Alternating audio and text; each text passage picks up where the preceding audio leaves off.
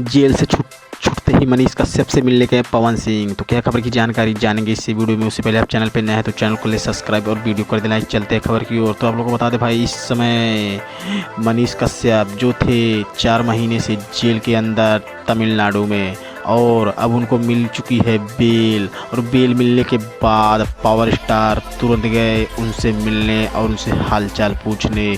बोले, भाई तू मेरे से मिलने नहीं आया, मनीष कश्यप ने बोला जेल में। तो वहीं पावर स्टार ने बोला कि भाई मैं उस समय खाली नहीं था और तमिलनाडु में जाने से मुझे मिला नहीं टाइम। तो वहीं बोले कोई बात नहीं, और पावर स्टार ने कहा कि मैं तुम्हारे साथ खड़ा हूँ, आने वाले समय में तुमको कोई भी दिक्कत होगा मैं तुम्हारे साथ खड़ा रहूँगा।